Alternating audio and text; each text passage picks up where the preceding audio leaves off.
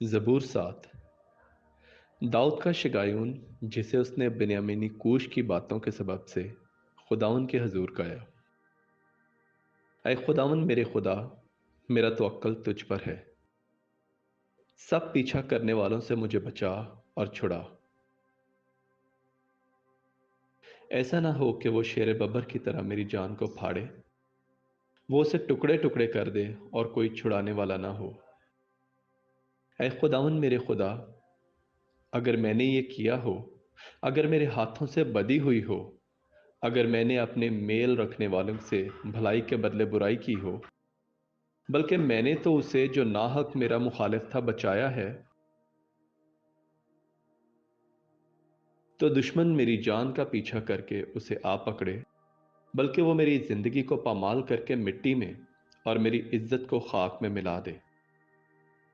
اے خداون، اپنے قہر میں اٹھ، میرے مخالفوں کے غضب کے مقابلہ میں تو کھڑا ہو جا اور میرے لیے جاگ۔ تو نے انصاف کا حکم تو دے دیا ہے، تیرے چوگرد قوموں کا اجتماع ہو اور تو ان کے اوپر عالم بالا کو لوٹ جا۔ خداون قوموں کا انصاف کرتا ہے۔ اے خداون، اس صداقت اور راستی کے مطابق جو مجھ میں ہے میری عدالت کر۔ کاش کہ شریروں کی بدی کا خاتمہ ہو جائے، پر صادق کو تو قیام بخش، کیونکہ خدائی صادق دلوں اور گردوں کو جانچتا ہے۔ میری سپر خداون کے ہاتھ میں ہے جو راست دلوں کو بچاتا ہے۔ خداون صادق منصف ہے، بلکہ ایسا خدا جو ہر روز قہر کرتا ہے۔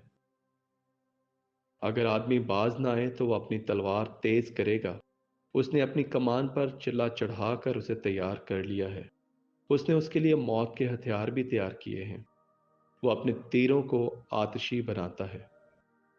دیکھو اسے بدی کا درد ذیل لگا ہے، بلکہ وہ شرارت سے باردار ہوا اور اسے جھوٹ پیدا ہوا۔ اس نے گڑھا کھود کر اسے گہرا کیا اور اس خندق میں جو اس نے بنائی تھی خود گرا۔ اس کی شرارت الٹی اسی کے سر پر آئے گی۔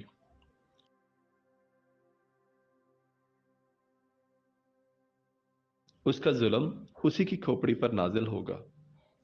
خداون کی صداقت کے مطابق میں اس کا شکر کروں گا اور خداون تعالیٰ کے نام کی تعریف گاؤں گا۔ آمین۔